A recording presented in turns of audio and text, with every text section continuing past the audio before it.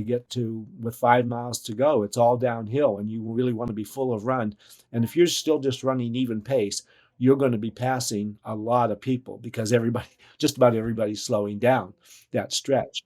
And it's, just psychologically, even though we're not racing all these other people necessarily, it's better to be a passer than a passee, right? So psychologically, we get that boost because we know we're still running well, and it's just a psychological boost to not be struggling too much, or even if you are, provided you're not slowing down too much. If you make the mistake, because our mind is still thinking, especially if you're chasing a particular time, there's part of our mind that just won't let us slow down enough because we think we're giving away time that we'll never get back. And it's really not true. You can run negative splits on this course. Boston can be a very fast course. I mean, some of the world's greatest marathoners have run their fastest times at Boston, from Bill Rogers to Rob DiCostella, Uda Pippig, Joni Samuelson. She did run a little bit faster in Chicago later. But some of the premiers, my PR by far is here at Boston. And so if with good weather, and again, it looks like if it's under 60 degrees Fahrenheit here, the wet bulb and the humidity is low enough so that the wet bulb temperature is below 50. It's pretty much a green light that whatever pace the runners were training to run, as long as it's a valid assessment of their fitness. A lot of people use their training paces to assess what their fitness level is and what pace they should run the marathon if it's their first one. And usually that's not the best measure. It's too late now is to run a race, a half marathon, a 10K, a 5K.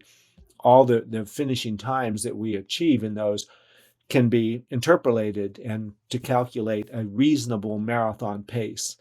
And so for those of you coming over from India, running your first marathon, um, and I'm not sure how many have qualified, so they'd be veteran marathoners. But that assessment again is really important for the first timers. They probably have been schooled by their coaches to not be thinking of a finishing time, just run the race, enjoy it, and your primary goal is to finish. And that is true, but it is important to have an honest sense of what pace you should be running, because again, at Boston, you can be running 20 or 30 seconds a mile faster than you should over the first half for all the reasons we've just explained. And another measure of comparing this to again try to bring home this point of how important it is to go out conservatively enough that if you're whatever the ideal pace is for you, and we won't know until after the actual race. If you look at your splits and say, well, I ran even splits, I took my last effective steps at the finish line, that's as fast as I could have run today. Let's say whatever that is, if another runner is at that same level, but they go out just 5 seconds a mile faster per mile for the first half, they will pay at a rate of 3 or 4 to 1 over the second half. So they'll average 15 to 20 seconds a mile slower. And it doesn't start happening at mile 14. It's mile 14 still probably okay, and 15, and then they slowly but gradually and exponentially get slower and slower.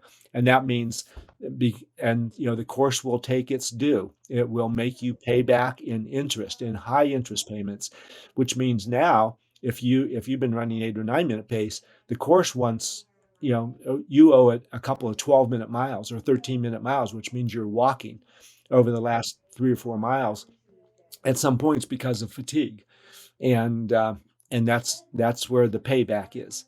So infinitely better to cross the finish line knowing you had a little bit left in your legs, and maybe you could have run a little bit faster, 30, 60 seconds or something like that. But the risk of padding the time early in the early miles is just a fool's errand. The course will take its due. So if you want to run, a 10-minute pace, a 4:22 marathon, and you're running along you're going to be starting with people roughly at your level anyway. And so you're chatting with somebody. If they run the course a number of times and they acknowledge it's so easy to go out fast, you've got to hold back, then that's somebody you might pay attention to and latch yourself onto and use as a pacer for sure. But if it's somebody who has never run it before, has only run it once or twice, and they're just running along, chances are they're going faster than they should. They say, yeah, I'm hoping to break 4 hours, for example, or 4:22, run 10-minute pace. Um, if they're running 9:40s, they're thinking, well, okay, I'm going to get to the halfway point a little bit ahead of time, but they don't realize what's waiting for them the second half. It's if you're running faster than what your pace is prepared for. Boston should be run as an even split course, despite the fact that the uphills come in the second half. There's still a lot. Most of it's downhill still, even the second half from Wellesley to Boston drops about 150 feet, despite those 4 uphills I mentioned. So Right. No, very, very important. And thank you for highlighting that there are no pacers officially. And this, I wanted to ask this question on purpose because some people might oversee this fact because they might assume that this race will also have pacers officially, which is not the case. So they should be aware. That makes a lot of sense.